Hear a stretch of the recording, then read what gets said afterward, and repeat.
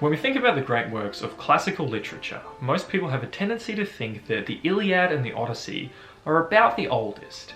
They were written in about 700 BCE, about 2,700 years ago today. The subject of today's video actually predates those poems by about a millennium. It's roughly 4,000 years old and is widely acknowledged as the oldest epic poem ever written. And surprisingly, it is still full of psychological and philosophical insights that are relevant today. Welcome to Out of the Page, and today we are going to be discussing the Epic of Gilgamesh. First, the background. Naturally, with a work written so long ago, it is impossible to actually say who wrote it. The text itself is contained on 12 stone tablets, which were only discovered and translated into English in the mid-19th century. The plot of the story focuses on the exploits of a Sumerian king named Gilgamesh. He's part god and part human, and he rules the ancient city of Uruk in modern-day Iraq. He is such a ruthless king that the gods send an opponent of equal strength to stop him from oppressing his people. This opponent is a wild man called Enkidu. After Enkidu becomes civilized, he travels to Uruk and challenges Gilgamesh. In discovering each other's incredible strengths, they become close friends, but more like brothers. Together they go on a great journey to slay the guardian of the cedar forest, who in turn curses Enkidu.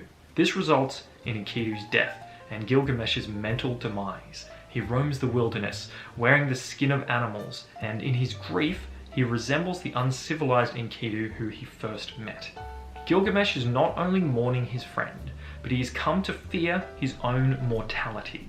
He undertakes his own journey to seek eternal life, which is nearly successful.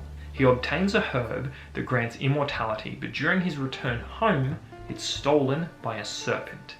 When he does eventually make it home, Gilgamesh has learned to finally accept his own fragility. Upon seeing the great city walls of Uruk, he finds comfort and solace in the grand accomplishments of humanity. The Epic of Gilgamesh is important for a number of reasons. Obviously, its age. Obviously, its description of an ancient civilization that we have no otherwise access to. But also its numerous similarities to the Old Testament. There's a flood myth, which is covered in one of the later chapters, which is almost verbatim what we see in the Bible, in the biblical flood. I think, though, that the most impressive part about the Epic of Gilgamesh, especially considering its age, are the psychological insights of its characters. Gilgamesh is first presented to us as this ruthless, brutal king who doesn't hesitate to sleep with the wives of his subjects. And on the other hand, we have Enkidu, who's first presented as this wild, uncivilized, part human, part animal creature. The focus of the early chapters of the book is very much about Enkidu becoming civilized, but there's actually an interesting comparison within there. Enkidu initially lives with animals, but when he encounters and then becomes physically intimate with a human being, he becomes civilized and the animals want nothing to do with him anymore. This contact with people means that he becomes part of humanity and the animals reject him and he must learn to live with other people for the first time. That consideration of what actually makes someone a human feels incredibly modern to me, but more so does its effect on Gilgamesh. After Enkidu and Gilgamesh become friends, it's worth noting that Gilgamesh stops his ruthless philandering ways and instead embarks on a journey with his friend. He is happy and he's focused, and for once his life has meaning. When we break it down, Gilgamesh's life before Enkidu is filled with every opportunity and privilege available to a human being. Yet none of it gives him fulfillment. It isn't actually until he forms a connection, a true bond with another person, does he recognize any sense of meaning in his life. And that actually isn't even written explicitly in the text. It's a moral consideration that the writer has just dropped in there amongst the characters and left it for the reader to dwell on after the fact. It also might sound like common sense to you as a modern reader, but the thing is, it's basically Maslow's hierarchy of needs 4 millennia early. For anyone not familiar, the hierarchy of needs suggests that there are certain core universal human needs and that the attainment of these is key to someone feeling fulfilled. Things like physical necessities and the need for safety are the core, and after these, There are things like the need to belong and have intimate friendships. With Gilgamesh, although his basic needs are already met, it's through his relationship with Enkidu that he first feels fulfilled and seeks any direction in his life. Another thing that the poem does really well is describe the consequences of grief.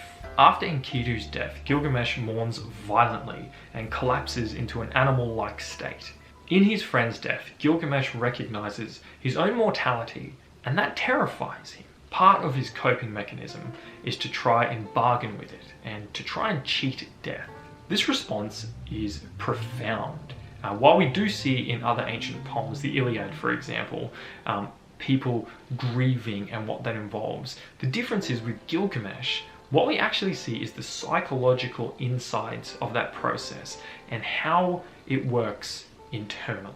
He first devolves, then he bargains, and then when he realizes that he can never attain eternal life, he places his faith and value in the achievements of humanity, in the great city walls of Uruk.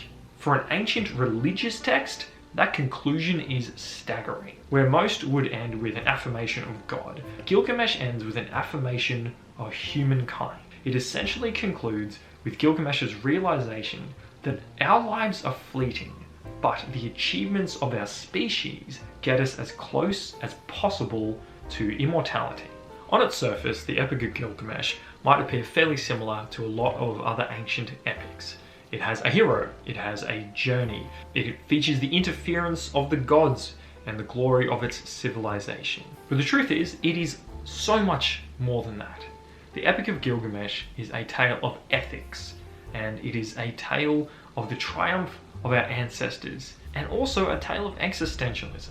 It may be 4,000 years old, but the Epic of Gilgamesh still feels incredibly modern. Thank you for watching this video, and if you've not read the Epic of Gilgamesh, obviously I'd recommend it. It's a lot shorter than a lot of the other books that I recommend on this channel. You could probably knock it over in an hour of reading. It is really, really short. And if you have read it and you have any comments, please leave them down below. I'd love to hear people's thoughts on this book, because it's obviously not as popular and well known as like the Aeneid or something of that age, but it is equally as important, and it's obviously a hell of a lot older. So if you have read it, I'm very interested to see what you think about it. Otherwise, I will see you later.